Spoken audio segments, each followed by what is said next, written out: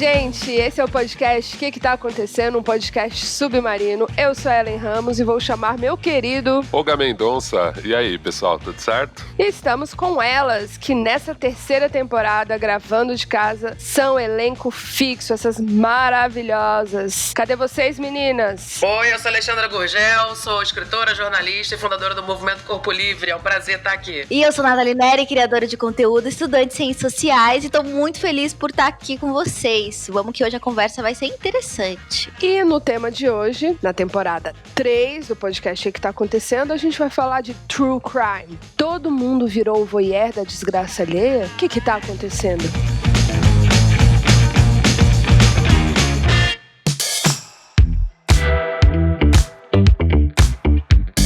True Crime. Todo mundo virou voyeur da desgraça alheia? Podcasts, filmes, séries, documentários e até um canal exclusivo. O True Crime deixou de ser um guilty pleasure para se tornar um dos gêneros mais populares da atualidade. Agora eu quero saber, por que será que a gente gosta tanto dessas histórias de crimes reais? Tem algo de errado ou mórbido nisso? A realidade não tá já deixando a ficção para trás? E aí, hoje a gente vai discutir então essa nossa obsessão sobre esse gênero. É muito maluco, assim, eu tô tendo muito essa impressão que a gente tá assistindo e consumindo muito true crime, né? Tipo, a maioria das coisas, e a gente tá meio obcecado por esses personagens, né? E aí eu queria entender de vocês, por que será que a gente gosta tanto, assim, desse gênero? Por que será que a gente gosta tanto de true crime? Então, sou casada com a Caroline, né? Carol Caixeta, minha namorada. Minha esposa, ela é telespectadora assídua de Discovery ID. E era uma coisa que eu não entendia. E eu comecei a sentar do lado dela, assim,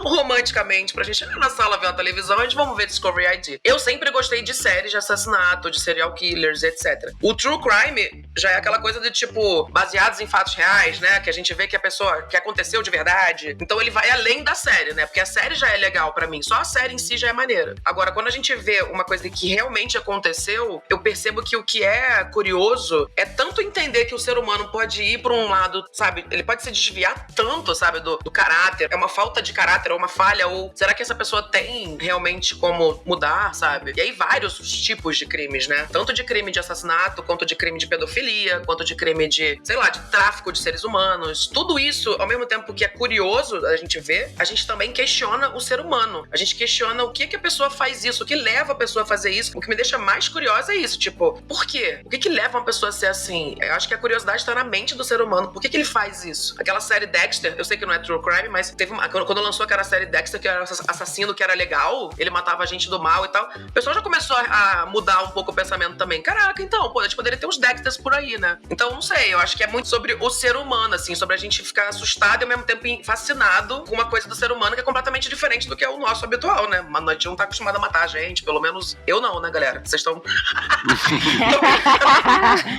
O ser humano no limite, né? Eu tinha uma pira com isso de pensar assim, né? Putz, sei lá, tanto que essa pauta é uma pauta que eu tinha sugerido, assim, porque eu realmente estava meio obcecado com essa história de falar, cara, a gente não tá naturalizando muito a morte. Só que aí eu lembrei, né? Eu sou o cara que ama filme de guerra, e principalmente guerra do Vietnã. Desde moleque eu era obcecado por esse tema. E aí fiquei pensando assim, pô, será que eu não gosto só de ver o ser humano no limite e não um pouco isso? O que você acha, Nathalie? Você também tem essa pira por crimes reais? Eu vou aqui contra a corrente, gente. Eu odeio muito esse gênero. Nunca consumi, nunca gostei. Então eu vou aqui representar os nossos ouvintes que não conseguem. E pra mim tem uma ligação muito profunda com Datena e companhia, sabe? Esses programas Cidade Alerta que eu cresci assistindo porque a minha avó, a minha mãe, todo mundo precisava saber o que tava acontecendo. E ai, meu Deus, São Paulo tá em chamas, liga pra sua avó, avisa, liga pra sua tia, diz pra não sair de casa. Então, esses programas sempre foram um termômetro muito grande da nossa liberdade, né? A minha mãe, os meus pais, a minha avó, principalmente a minha família por parte de mãe, sempre mediu muito a nossa relação com a cidade, com a rua, a partir do que tava aparecendo no Cidade Alerta. Ou seja, tipo, deu que tá tendo muito tiro, muito assassinato, ninguém sai esse final de semana. E de uma certa forma, não sei se por conta disso, eu acabei fazendo uma ligação muito profunda entre o que eu vejo sendo noticiado na televisão e o que pode acontecer comigo quando eu virar a esquina. Então, infelizmente, isso me traz um sentimento de ansiedade e insegurança muito grande. E não creio que seja assim. Eu já refleti muito sobre isso, tratei muito com a psicóloga, um medo real de existir nas cidades, por medo de morrer, sabe? De, sei lá, sofrer latrocínio. E quando eu não sou de São Paulo, sou do interior, e também tem isso, né? Quando eu cheguei aqui, a cada aplicativo que eu pegava, era uma história de roubo seguido de morte, de assalto à mão armada, e eu ficava, cara, o mundo é muito foda. Talvez seja um desejo de permanecer numa ingenuidade, assim, o que eu não acho que seja, porque não há uma ingenuidade a respeito do mundo, mas há uma ansiedade muito grande da minha parte consumindo esse tipo de conteúdo. E o pior é que às vezes eu vejo uns teasers, uns trailers, né, como o de The Act agora, né, que conta a história da Gypsy Rose, e eu fico, nossa, essa história parece ser muito foda. Eu acho que de todas que tem por aí, a mais, sei lá, suave pro meu estômago, porque não é nem sobre assassinatos de fato, né, tipo, né, muito complexa. E ainda assim eu fico, mas eu não vou assistir não, porque é de verdade. Então, e você, Hel, o que você acha? Você gosta desse conteúdo? Cara, então, eu tinha muito medo, né, porque tem uma relação muito com a minha persona de antes de ser mãe, depois, antes de ser mãe, eu assisti esse conteúdo facilmente, assim, tipo, eu não gostava do True Crime séries, mas eu gostava das adaptações, por exemplo, Monster, né, com a Charlize Theron, que é uma história real. Eu lembro que foi um marco pra mim de assistir isso no cinema, de ver a interpretação dela, de saber depois ver o julgamento da mulher mesmo, que é, no caso, a personagem que a Charlize Theron fez. Então eu gostava muito, assim. Depois que eu tive o Caetano, essa relação mudou, porque é um medo, a relação ali do medo de acontecer isso com meu filho, né? Medo de você vai assistir, por exemplo, que fez muito sucesso no Brasil quando saiu a série da Isabelle Nardoni. Eu lembro que antes de ter o Caetano, eu cheguei a trabalhar, cara, pra um documentarista que ia fazer uma série da Nardoni. Eu cheguei a ter acesso aos arquivos policiais da investigação. Então, eu lembro que na época eu ficava, uau, meu Deus! E, assim, hoje eu já não sei como eu conseguiria fazer isso. Só que agora, né, depois de um tempo agora já estudando psicanálise, etc e tal, eu já consigo ter um certo distanciamento como mais observadora mesmo. Ontem, pensando, né, a gente gravando hoje, eu quis ver todas as linhas de psicanálise falando sobre true crime, assim, por que a gente gosta tanto de assistir, o que faz no nosso corpo, o que faz com que a gente queira assistir, né? Então eu já entendo ser uma febre, assim, já fiquei até, falei assim, não, tá. Por exemplo, quando saiu o filme da Susana Richthofen, eu quero assistir. Eu só não consigo ver true crime com criança. Por exemplo, Caso Evandro, pra mim não rola. Não vai rolar, não vou escutar nem que me pague. Isso é curioso mesmo, né? Porque por mais que a gente entenda que é muito ficcional, né? Tanto que eu, geralmente, quando eu vejo essas coisas baseadas em história real, não só true crime, eu sempre fico procurando aquelas informações, assim, onde romantizaram, o que foi verdade em tal coisa. Porque também a gente vê isso, né? Essas doses de emoção, essa carga mais pesada, ela sempre tá aí. E às vezes são esses gatilhos mesmos que pegam a gente, né? Tipo, putz, mas não foi desse jeito. Calma, mas ela fez isso por causa disso. Então tem alguns casos que eu me aprofundo. Mas eu tive um momento, esse canal do ID, gente, pelo amor de Deus, isso daí eu não vejo 2 segundos. É super sensacionalista. E ele é muito bem feito nos ganchos, né? Ele não deixa você soltar. Assim, é aquela voz, ó. Então, Paula chegou e... E aí você já quer saber o que aconteceu, porque o vizinho matou ela. Meu vizinho é o assassino. E aí, cara, eles têm um jeito de contar a história. É apelativo, mas te pega, não tem jeito. E aí você perdeu meia hora. E é muito bom porque eles trazem as pessoas do crime, muitas vezes que já sobreviveram ao crime, ou parentes, pra dar o parecer também. Aí tem a atuação e tem as pessoas. Então fala assim, fala, meu filho, cadê? E aí? Tá bem ou não tá? Morreu ou não morreu? Vai, não, deixa só acabar esse agora. Aí a gente fica lá. Não, só quero ver se a menina tá morta ou não tá, gente. Que foi a mulher que matou. Então é isso. Aí tem mulheres assassinas, maridos inimigos. A gente fica fascinado. As mulheres que ninguém diz que isso aqui, as cristãs, não sei o quê. Eles fazem as séries e fica assim, caraca, eu quero ver isso. É muito bom. Mas uma coisa que eu tava lembrando enquanto vocês falavam que eu assisti, que também é um true crime, mas que foi muito bem, até ganhou prêmio, né? E foi muito bem, eu acredito, colocado assim pra galera, foi o assassinato do Versace, né? Não sei se vocês viram. Sim. O Ryan Murphy, é o Ryan Murphy, o ator? Ryan Murphy é diretor. É o diretor, é o produtor. Ele é o produtor, galera. Então deve ser ele. Desculpa, eu não sou a galera do cinema, não sei falar. É dele. Mas o ator desse Versace aí, o menino, o garoto foi ovacionado. ovacionado, entendeu? Ele foi ovacionado, ele atuou muito bem. E eu acho que é mais legal isso. A gente, quando vê essa ficção do true crime, né? Quando eles atuam, a gente fica fascinada. Eu fico fascinada pelo assassino, pela mente do assassino. Tem uma série que se chama Criminal Minds, que eu falo que eu sou formada em Criminal Minds, tá na última temporada, inclusive.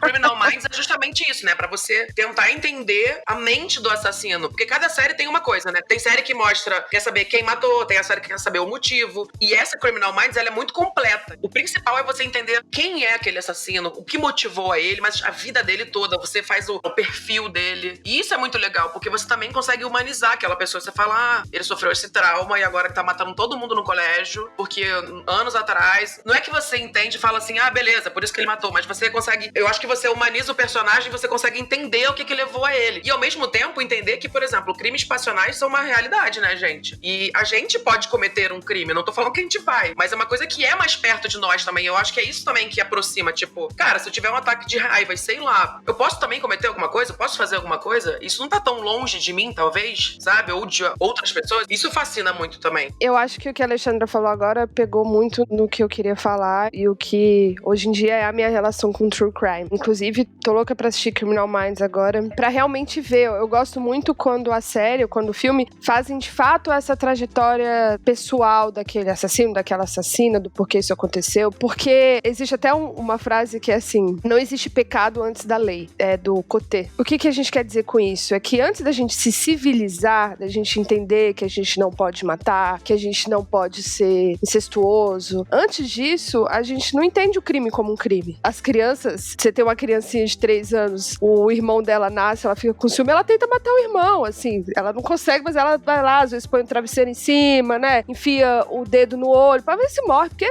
poxa, agora minha mãe não tá dividindo aqui a atenção comigo, porque a criança ainda não é civilizada, né, então, depois que a gente se civiliza e tal, esse instinto ainda fica dentro da gente, né, de alguma forma, seja lá como ele se apresenta em cada indivíduo. Então, quando a gente assiste coisas de true crime também, a gente tem uma pulsão ali dentro da gente que a gente se identifica com aquele assassino. Tem isso também, né? Além disso, a gente tem também, e aí a gente já entra nessa esfera, né? A gente tem um desejo, às vezes, de justiça. Então, quando a gente vê um crime que é resolvido, a gente, né, se sente melhor. A gente tem um lance de, às vezes, de humanizar o assassino, porque a gente pensa, poderia ser eu. O que aconteceu com esse indivíduo aí, na história de vida dele, que ele não virou essa chave que eu virei, por exemplo, que eu não posso matar e nem tenho esse desejo, né? Esse desejo consciente. Então, eu acho, assim, muito fascinante, assim, e não é de se espantar que isso tenha crescido tanto, assim, né? Porque eu acho que, claro que a indústria vê que isso cresce, investe dinheiro, e quanto mais a gente vê, mais filmes estão sendo adaptados. A gente viu aí que a própria série do Evandro, no podcast, bateu recordes, assim, recordes e mais recordes. E também o que traz uma coisa que, assim, essa febre de true crime também, às vezes, fazem casos serem reabertos, né? Fazem com que a população fique mais em cima para a polícia entrar nessa investigação de novo, né? As pessoas ficam querendo saber. Eu tô curiosa aí pra quando sair o filme da Marielle, né? É interessante isso que você falou, Hel. Eu acho que até dá pra gente aprofundar um pouquinho mais, porque eu vejo, assim, eu passei por esse processo, então eu era muito fã de true crime, e aí teve algum momento que eu comecei a problematizar o true crime, principalmente com o caso da Suzane, quando eu vi que tinha seguidoras dela que se identificavam, tipo, Suzanettes. Eu falei, cara, a gente tá num mundo muito louco. Não transforme, tipo, essa menina num ícone pop, né? E comecei a entender melhor a cabeça de gente que tem psicopatia, aí a Hel pode me ajudar melhor nisso, mas enfim, dessa pessoa que não tem culpa, né? Não tem culpa. Então a coisa fica muito diferente mesmo pra gente compreender, né? E aí eu fiquei batendo nisso, e aí eu comecei a ver esses tipos de pensamentos que justificam um pouco o nosso prazer. Então, e aí eu comecei a fazer essa divisão na cabeça. Olha, esse documentário sobre crime, por exemplo, é interessante, porque ele é tipo o True Detective, que mostra a cabeça de quem tá tentando entender. Legal. Esse tipo eu gosto. Esse tipo aqui é legal, porque mostrou as vítimas que foram lá, e as vítimas estão contando a história, mas não de um jeito sensacionalista só, porque essa história teve um final positivo, ou conseguiu ter uma resolução, né? Geralmente não é positivo, né? Assassinou alguém, mas conseguiram prender esse cara. Então também tem esse aspecto. Pra vocês faz diferença? Vocês conseguem fazer essa gradação quando realmente traz essa satisfação porque a justiça foi feita? Ou pra vocês tanto faz, na verdade? Ou é só já dar um gatilho logo de entrada e te dá uma repulsa? Eu gosto quando entra na mente do assassino, na história daquela pessoa. Quando, por exemplo, você entra na história do sofrimento da vítima, que já morreu, né? Afinal de contas é true crime. Aí eu já falo assim, cara, não. Senão eu entro na onda persecutória da Natalie, por exemplo, eu falo, cara, vai acontecer comigo? Pode acontecer comigo e pode, né? A verdade é essa. Então, se é uma série ou algo que retrata a vítima, que conta a história da vítima e como a vida dela estava incrível e de repente ela se depara com um psicopata, não consigo assistir. Agora, se a gente tá entendendo a história do psicopata, início, meio e fim, eu falo, pô, vamos entender aí por que essa pessoa faz isso e a maioria das outras pessoas não. Eu senti isso um pouco no caso da Marielle, do documentário. Ele é longo, ele é extenso, né? Ele é interessante porque realmente ele abre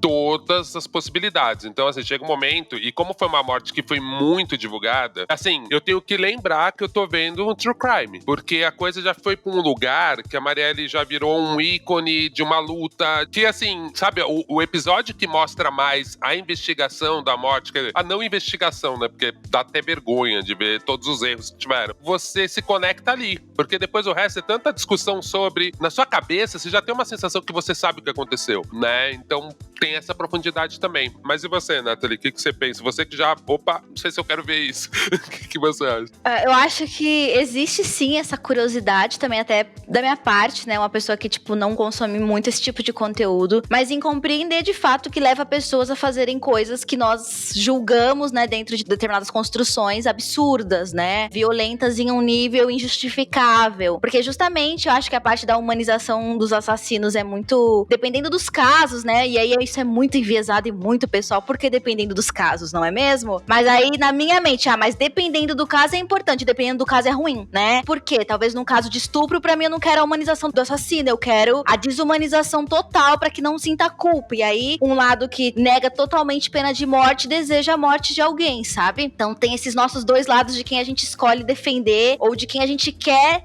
oferecer a nossa simpatia, né, minimamente. Porque é isso, né, até onde a gente quer enxergar de fato que levou alguém a fazer o que fez? Em todos os casos, em todos os crimes, né? Creio que não necessariamente. Talvez em um caso de pedofilia, a gente tenha muito mais dificuldade envolvendo crianças, envolvendo estupro. Eu, pelo menos, e eu sei que grande parte das mulheres, porque isso, né, abriu uma série de gatilhos ligados a abusos sexuais. Mas, fundamentalmente, eu sempre imagino que a relação que eu tenho com esse tipo de conteúdo é muito parecida com a que eu sempre percebi em filmes de terror, né, e nunca apreciei, que é o medo do desespero, do medo absurdo e profundo, e depois ligar a luz e tá no conforto da minha casa. E, delícia, não é comigo, alguém faz uma pipoquinha, liga a luz, bota em um desenho animado, né, porque o bagulho tá ruim. E eu acho que, nesse sentido, a gente tem tanta fascinação também por essas questões, porque depois a gente volta pro nosso contexto, a gente se normaliza de novo essa realidade, volta pra lugares seguros e respira, sabe? Então, é a possibilidade de fazer essas viagens por mentes e por realidades que a gente não escolheria ficar nunca, mas que a gente tem o prazer, né, esse prazer que a gente tá tentando descobrir, que a Real trouxe com as questões da psicanálise, porque é um prazer, a gente tem esse prazer de se mover até essas outras realidades que a gente jamais escolheria pertencer, fazer parte, ou que qualquer pessoa da nossa família fizesse, e depois poder respirar em paz, porque a gente tá seguro nos nossos muros, no nosso condomínio. Então, eu não sei se eu gostaria muito de ver um recorte de classe de quem consome esse tipo de conteúdo. Eu vi que a maior parte é mulher, são mulheres, eu fiquei tipo, uau! E sabe por que são mulheres? Não sei por quê. Por causa do senso de justiça? Não. Não? Caramba, por quê? Porque, enfim, gente, por favor, eu sou apenas uma estudante. Não generalizem o que eu vou falar, mas nós mulheres, enfim, o nosso comportamento social é levado a um comportamento que a gente reprima mais a nossa violência, a nossa raiva, o nosso jeito de falar, enfim, nossos impulsos violentos e grandiosos. Faz todo sentido. A gente tem esse lugar bem mais reprimido porque é um contexto social, né? Então, nós mulheres, quando a gente assiste um true crime, a gente tem um instinto ali que a nossa violência tá sendo aplicada, uma violência que é reprimida desde sempre. Ai, por isso que eu amo. É, amiga. Por isso que eu amo. Eu me sinto, assim, realmente lavada. Eu tava lembrando de Breaking Bad. Eu sei que não é true crime, mas Breaking Bad ensinou um monte de gente a assassinar um monte de gente também. Tem esse lado também, entendeu? Tipo assim, eu tenho banheiro aqui em casa. Eu tô fazendo um programa, a minha equipe tá morando aqui em casa durante 40 dias, né? Passando a quarentena aqui. Primeira coisa que o pessoal falou quando viu a banheira, Breaking Bad. Se precisar, tem a banheira. Eu falei, então, não vai precisar. Sacanagem, né? Brincadeira. Amiga, mas é Breaking Bad ou Dexter que você tá falando? Não, Breaking Bad. Você nunca viu. Ele mata a pessoa na banheira com ácido, só que tem que ser a banheira do plástico certo lá, não pode ser de cerâmica. Ah, verdade. Meu, é porque pra mim a cena mais clássica de banheira que existe de morte é Dexter. Foi mal, eu sempre lembro. Ah, eu lembro de Breaking Bad, é porque eu vi antes. Eu acho que é legal também, tipo assim, o que eu acho maneiro, gente, eu tô falando isso, as pessoas vão achar que eu sou um assassino. Imagina. Mas é porque é muito legal você pensar em formas de matar alguém e de como a pessoa morre. Eu tô falando assim, sabe a preocupação da vida da pessoa é só matar outra pessoa, sabe? Ou como esconder o corpo? Eu acho legal isso, fala assim, caraca, que burro, por que ele não fez isso? Aí eu falo, caraca, ou ao mesmo tempo eu gosto também de tentar adivinhar o crime. Mas olha só, você se depara com algo que você nunca fez. Tipo, a gente acorda e fala, vou tomar café da manhã, tem que fazer isso, levar a criança na escola, escovar os dentes. Aí quando você vê, você fala assim, tá, se tivesse um corpo aqui, como faria para sair em plena luz do dia? Tipo, what? Olha o tipo de coisa que você tá pensando. Aleatório. E ao mesmo tempo é legal também você também tentar resolver o crime, né? Eu e a Carol, ela fica muito chateada comigo porque eu fico falando as coisas antes. Eu falo, vai dar isso, vai acontecer isso. Então isso é muito ruim, porque como realmente eu sou formada em Law and Order Civil, em CSI, Criminal Minds, NCIS, Mindhunter, até as outras, Lucifer também, que também tem crime. Porque eu tô falando que não é true crime, né? Essas séries assim, The Mentalist. É muito legal, porque quando a gente vê um filme ou alguma coisa de true crime, eu já sei o que vai acontecer. Eu falo assim, vai fazer não sei o que, não sei o que lá. A gente já viu isso antes, sabe? É porque você não lembra? Até negócio de DNA, sabe? Eu me sinto assim, é que nem quem é fã de Grey's Anatomy, que já vira médico, entendeu? Depois de 15 temporadas. A gente vira perito, especialista, entendeu? Até aquela coisa assim, não, é assim que se mata alguém. De sacanagem, um papo engraçado. Eu acho que o legal é isso, é muito diferente da realidade, né? Então você, pra quem é criativo, assim, gosta de falar, cara, por que a pessoa faz isso, cara? Ou você deve falar, que burro, por que ela botou na banheira, que nem o Dexter agora, que nem o outro lá? Eu acho que é isso, assim, é muito divertido você ir pensar em coisas que não fazem parte da sua realidade, né? E como a pessoa pode ir além disso, né? Quando é nesse lado de matar pessoas, eu não tenho medo. Agora, quando foi o que você falou, Nathalie, e também Ellen, quando vai pra um lado de criança, ou o estupro, por exemplo, Law and Order, tem muitos casos reais, né? São baseados... Essa série do Dick Wolf lá, o Dick Wolf, ele tá bilionário, produtor lá, só de série de assassinato, né? O Law and Order SVU é só de crimes sexuais. Então, essa série eu assisto também. Eu adoro. Só que essa já é com outro olhar. Já é com outro olhar, do tipo assim, eu quero que esse cara morra, esse estuprador. Eu acho que essa série é que eu tenho um senso de justiça mesmo, assim, muito grande. Agora, quando é assassinato, eu gosto de ver o assassino. Por que ele é um assassino? Por quê, sabe? Então eu gosto quando eles botam o assassino como uma pessoa, a principal ali, né? O foco da série.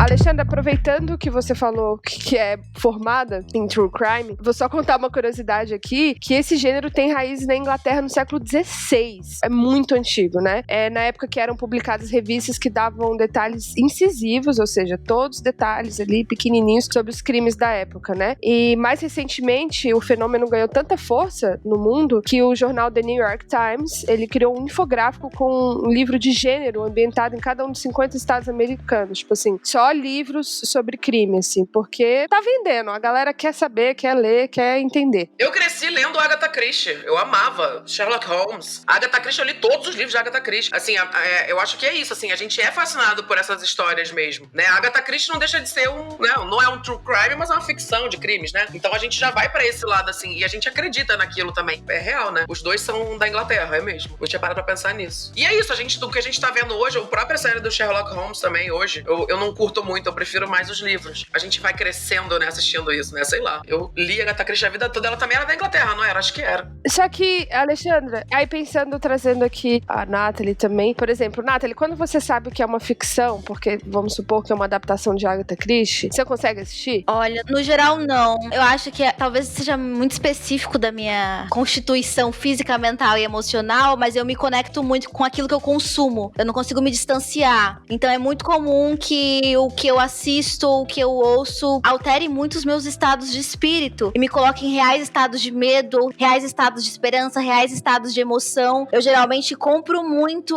as obras, sabe? Talvez eu seja a espectadora ideal que chora com tudo, que se emociona com tudo, que ri com tudo, que vê os detalhes e fala, eu quero que vocês sejam felizes para sempre. E, tipo, é uma grande ficção, uma grande fantasia. Então, eu nunca gostei de filmes de terror. E aí, acho que esse é o rolê, né? A gente tem esse background. Lia muito a Agatha Christie, lia muito, eu gosto de Sherlock Holmes, por exemplo, mas porque eu acho, assim, é muito a parte da lógica, né? Da junção dos detalhes, né? Muito menos do que a vítima em si, ou de fato o assassinato, sabe? É sobre a racionalidade por trás de algo que tá ali, você não consegue juntar as peças. Mas eu nunca gostei do gênero, por exemplo, terror, porque o medo e o pânico é muito próximo ao que eu tô assistindo, sabe? O que eu experiencio fisicamente acaba sendo tão intenso a nível e isso acaba mexendo com os meus dias. Então não é desligar a TV e voltar a agir normalmente. Tipo, eu realmente fico afetada e às vezes até perturbada por uma semana. Pelo menos quando eu tinha uns 15, 16 anos, sabe? Que eu comecei a assistir umas coisas muito loucas. Eu abri uma lista, filmes perturbadores para mexer com a sua mente.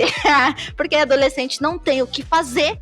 E aí eu acho que eu criei um trauma idiota. E aí eu tenho essa questão. Então é talvez muito romantizado e simplista, mas de fato eu não gosto de filmes que façam eu me sentir mal a nível de um incômodo muito profundo que eu não consigo continuar a minha vida depois. É muito mais profundo que isso, né? Porque aí eu tô falando também um pouco mais de espiritualidade, da minha relação com esse tipo de sensação ao assistir isso, porque é isso, a internet conecta, todo tipo de produção conecta com a gente de alguma forma e eu sinto que a gente se afeta muito. Se a gente não tem essa proteção, né? Se a gente às vezes tá com a energia muito aberta, agora eu tô ficando muito tilelê na conversa, eu sinto que a gente dá uma baqueada. Eu acho que tem que ter uma boa constituição, assim, e uma chavinha de liga e desliga pra assistir, tipo, legal, agora bora trabalhar, seguir com a vida. Eu fico, quero a minha mãe. Então não dá muito certo pra mim. Eu vou aproveitar esse seu gancho, eu quero entrar um pouco mais nessa questão ética, assim, né? Porque ultimamente me bateu muito aquele documentário que teve sobre Michael Jackson e tal. Eu assisti. E aí, assim, o documentário, ele, como tem as vítimas falando ali, é muito, putz, ainda mais voltando pra essas histórias, né, com criança, a criança ficou adulta, então a vítima contando e tal. Mas depois eu vi o vídeo, o documentário Resposta da Família, que foi um documentário que não fez o mesmo barulho. E aí começa a apontar alguns fatos que você fala, gente, mas esse documentário do Michael também, ele é muito enviesado. Faltou algumas informações. Caramba, esse personagem também. E aí você volta pra essa dúvida, que aí você fica num dilema na sua cabeça do tipo, será que eu sou muito fã do Michael e eu tô querendo arranjar uma justificativa, mas como que um documentarista faz isso, esse documentário sobre o Michael, e não tem ninguém da família, ninguém escondeu alguns fatos muito importantes. Por exemplo, um dos personagens falou que o Michael não deixava ele namorar. E aí aparece uma menina que falou, cara, eu sou prima do Michael, foi apresentada, mostra a foto. Eu namorei com ele dos 14 dos 10 aos 17 anos, sei lá, um período muito longo. Eu não vi isso no documentário. Então, esse é o problema. Tem no YouTube, é um documentário da família dele.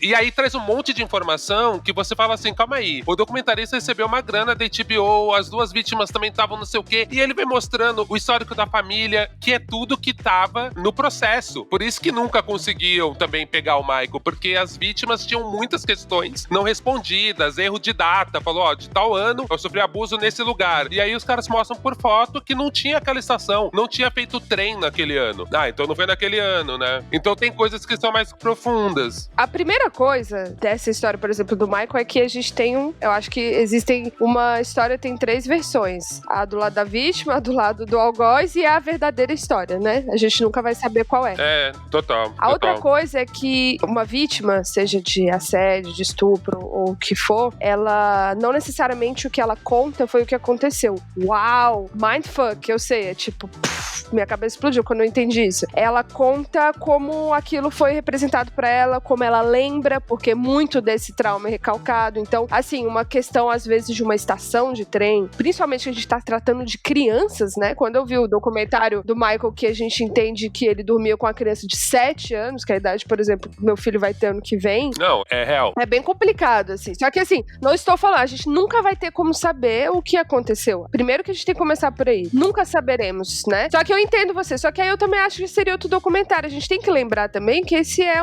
um material material feito pra vender, né? A gente tem muita grana investida no documentário sobre as vítimas do Michael, tem muita grana investida no documentário A Família do Michael se defendendo, tinha muita grana do Michael Jackson que ele investia nas famílias, isso é algo... A gente sempre soube que o Michael, mesmo sendo, tipo, muito admiradora do trabalho dele, a gente sempre soube que ele teve muitas questões relacionadas à infância dele, à identidade dele, à família dele, com a relação com o pai dele. Então a gente sabe, assim, que o bagulho era doido ali, que era complicado. Eu nem vou entrar tanto no caso do Michael, porque eu acho que a gente vai ter um episódio pra falar disso. Mas eu só queria dizer isso, assim, porque às vezes eu acho que tem um dilema ético, que é isso. É correto expor tanto essas famílias do jeito que foi, que é isso que a Alexandra viu. Ela nem viu o outro lado da história, porque o documentário do Michael, ele tem um recorte, e normal documentários terem recortes, serem pesados, mas é muito. E é muito bem feito, gente. E a gente, no fundo, a gente fala, velho, tá muito estranho esse maluco dormir com criança. É muita gente reclamando disso. Então eu entendo que tem um sentimento de justiçamento nosso, de falar, meu, esses super ricos acho que podem comprar as pessoas. E aí, ao mesmo tempo, quando você recebe esse não, a nossa cabeça fica assim, porra, mas será que é correto, eticamente, você expor um crime? É isso, quando você pega e começa a ler os laudos, que é a base do outro documentário, é isso, assim, o cara estudou o crime inteiro e começa a mostrar a defesa. Você fala,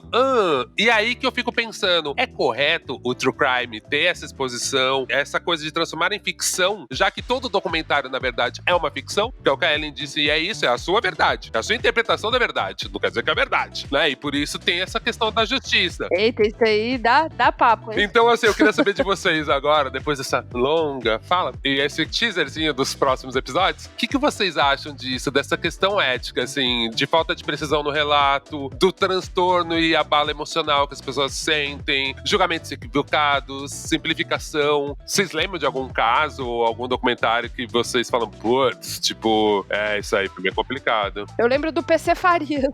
Desculpa, é muito minha geração. Nossa, é muito, eu também pirava muito nesse caso. Eu lembro do Você Decide, do caso PC Farias. Muito superficial, né, minha gente? Explica o Você Decide. O Você Decide marcou a nossa geração. Jovem, pra você que é jovem, que você que tem menos de 20 anos, talvez você não saiba o que é o Você Decide. Você Decide era um programa da Rede Globo. Que passava, assim, ele falava a história de um crime que aconteceu, só que no final você decidia o que acontecia.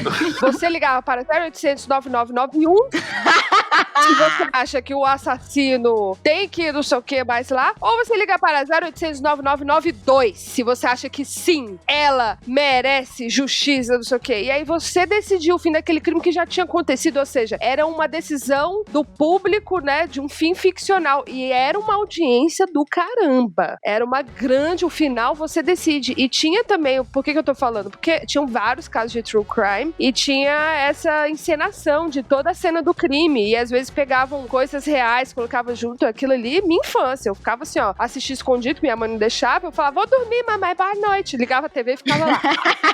Oh my God, você decide. Ele era muito bem feito, pensando na visão do produtor, né? Porque era isso, ele transformava true crime e gamificação, né? Era tudo meio junto ali. E assim, uma época que a gente tinha pouca interação, né? Então, você interagia ali, né? Então, era bem, bem assustador no final. Quando a gente olha em retrocesso, você olha o Aqui e Agora, que foi um dos primeiros jornais sensacionalistas mesmo, mostrando esse mundo cão, e você decide, você fala, velho, tinha como sair adultos tranquilos? Se você foi exposto a este tipo de material na sua infância, sem nenhum filtro. Felizmente eu gostava de Teletubbies. Ratim-Bum. O ruim era isso, né, Nathalie? Era ver o Cavaleiros do Zodíaco e depois Aqui e Agora.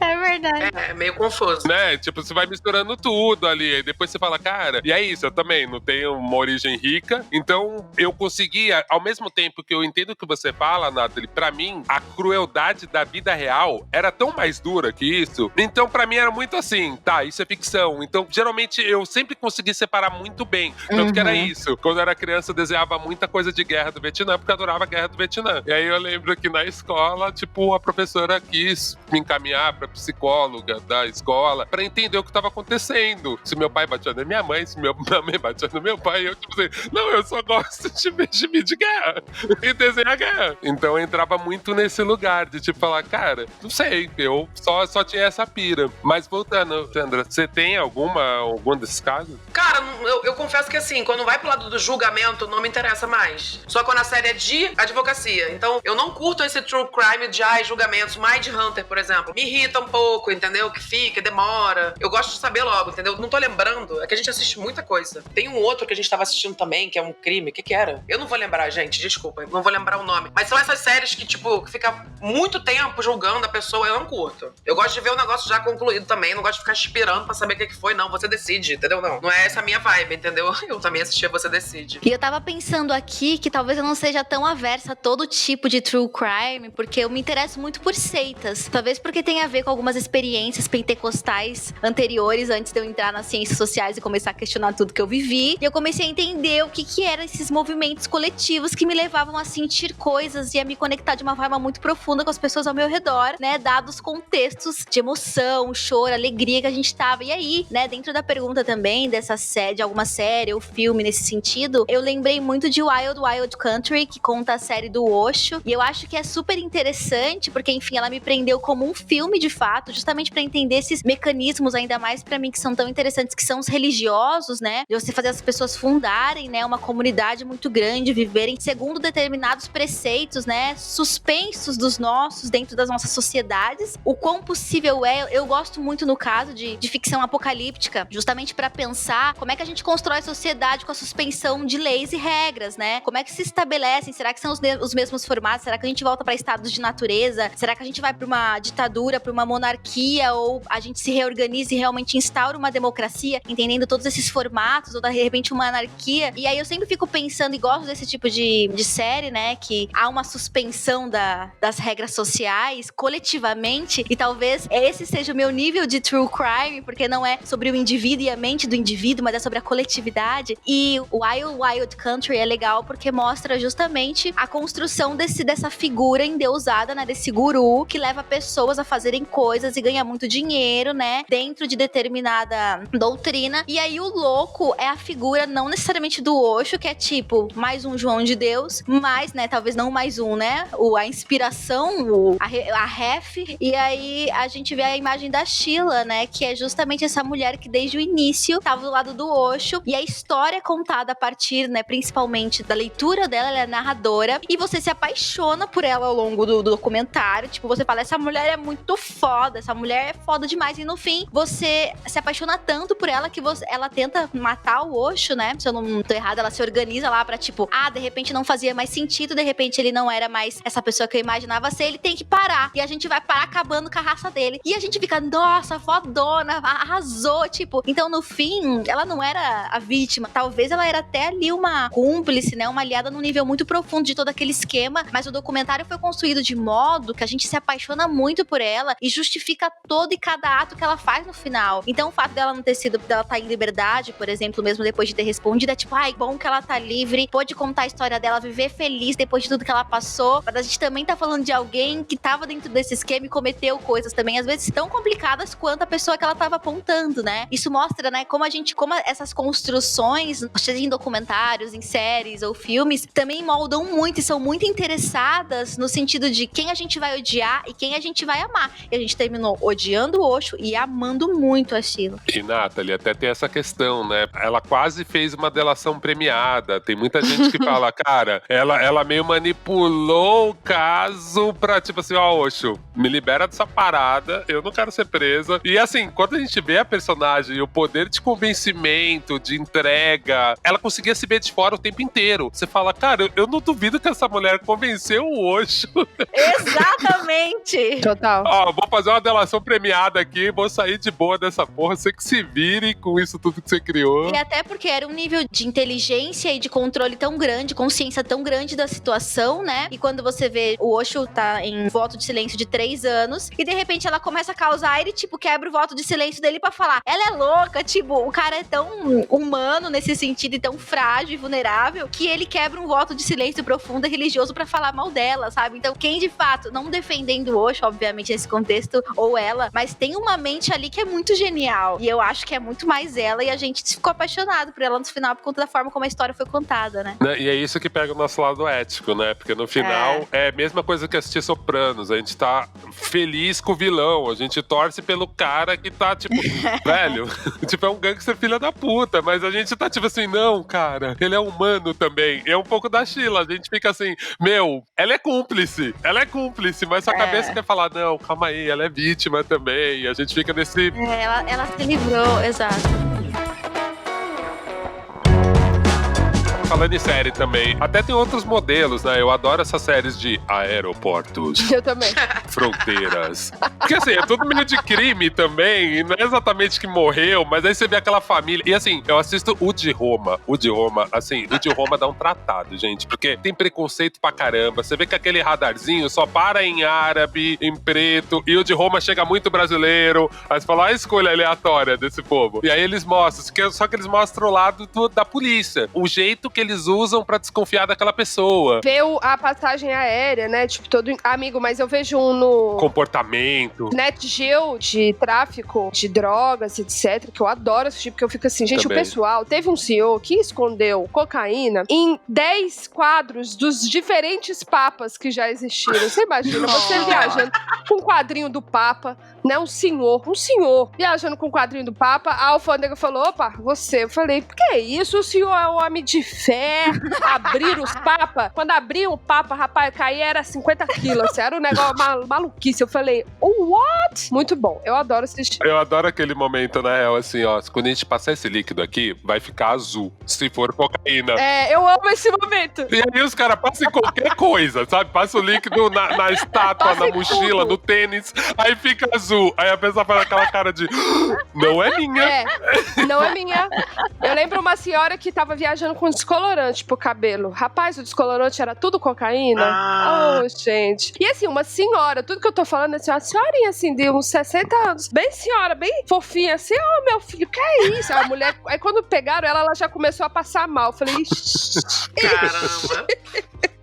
Esse True Crime eu adoro. Agora, já que a gente tá se divertindo com True Crime, vocês acham que tem, assim, aspectos positivos dessas séries existirem? Olga, você queria falar do Making a Murderer, que eu sei que você gosta? Fala aí, o que você acha? Então, eu acho que o Making a Murderer é um desses que tem um caso positivo, né? Eles pegaram a história do Steve Avery, duas documentaristas, fizeram uma história, tanto que a segunda temporada é chata pra caramba, porque a primeira, as documentaristas estavam lá, vendo o caso, entendendo. Aí, depois a coisa começou a ficar tão séria, porque realmente o documentário começou a crescer muito nos Estados Unidos, o caso começou a ser reaberto, tipo, presidentes se envolvendo e falando, cara, vamos ver isso daqui, porque tem uma condenação injusta. E aí a segunda temporada, a coisa fica super séria, o documentário vira o que a Chandra não gosta, né, Chandra? Já vira uma questão super judicial, porque assim, amigão, agora a gente vai ter que chegar perto da história real. Agora não é a minha visão da verdade. Calma aí, a gente tinha uma dúvida que esse cara tinha coisas erradas nessa história, e aí o caso se reabriu. É a mesma coisa com o Tiger King, né? Então, tipo, a história vai tão pra frente. Vocês lembram de outros casos? Querem comentar esses casos sobre o momento que o True Crime se transforma numa coisa positiva, porque trouxe a realidade de novo? Tipo, porque realmente trouxe uma nova visão da realidade? Eu justamente lembrei de Making a Murderer agora que você falou. A série que eu tava falando que eu não conseguia lembrar, que eu parei de ver, era justamente Making a Murderer, que me irrita muito esse momento, até porque não se resolve. Aí fica essa coisa, tá muito no tempo real ainda, né? E aí, como é que vai ser? Vai resolver ou não? E o Tiger King também, mas Tiger King eu nem tinha me ligado que é True Crime, né? Total. Cara, Tiger King é muito bom. É muito bom. Porque assim, você se apaixona, você vê aquele cara, uma bicha que tem... Ele fala que ele é um viado, né? Ele fala em inglês. Ele que é uma bicha maravilhosa. Tipo, no começo você fala, caraca, todo cheio dos tigres, ele ama os leões, lá. Aí quando você vê, ele não é nada disso, ele é todo errado, ele é assassino. Ele é super misógino. Não, no primeiro momento você gosta dele. Pelo menos eu gostei.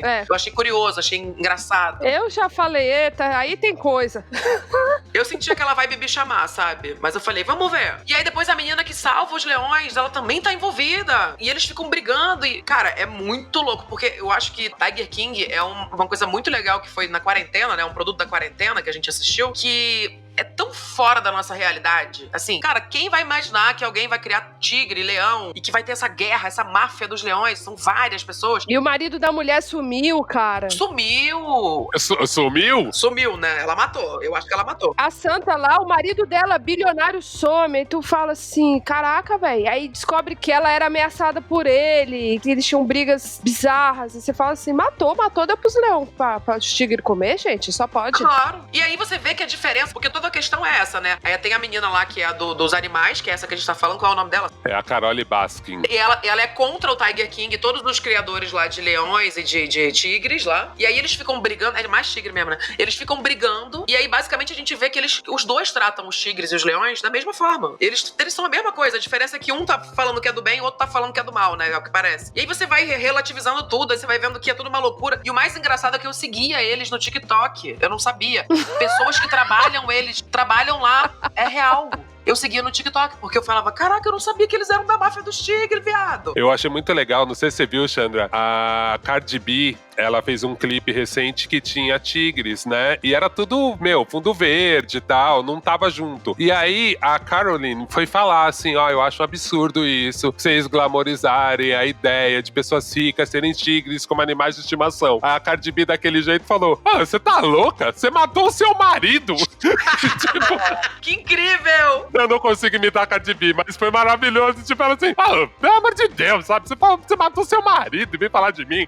Tipo... Caraca, eu não sabia disso. Que incrível, Cardi B rainha. Depois procura. Tipo, me poupe, né, bicho?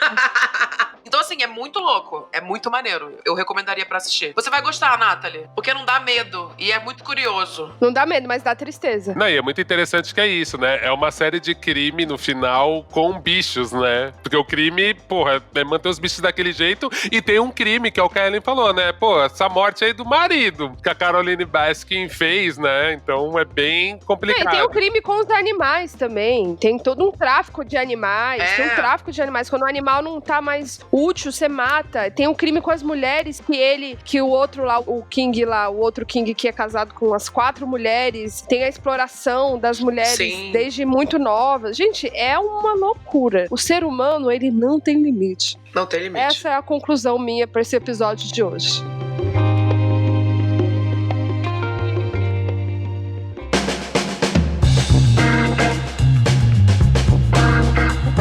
Cara, acho que rendeu muito, acho que foi muito interessante hoje que a gente passou por todas as esferas de true crime, as coisas boas, os gatilhos, as coisas ruins, as coisas engraçadas, o porquê, desde quando, né, desde lá da Inglaterra, século XVI, com Você Decide também. Achei sensacional, me diverti demais. Muito obrigada por vocês estarem aqui hoje, tô morrendo de saudade, queria estar pertinho assim, mas enfim, tudo certo, pelo menos a gente se viu aqui nas câmeras. Confere as outras temporadas do que tá acontecendo, tá? É um podcast submarino e tá disponível em todos os lugares, todas as plataformas, as melhores plataformas de podcast, tá bom? Eu sou a Ellen Ramos, se você quiser me dar um like ali, é só o @aellenramos. Por favor, pessoal, falem o @ de vocês! Eu sou Olga Mendonça, Olga Mendonça em todas as redes. Nathalie Neri em todas as redes também. Eu sou Alexandra Gurgel e Alexandrismos em todas as redes. Esse episódio foi sensacional, eu sou a Ares com ascendente Gêmeos, espero que vocês tenham gostado.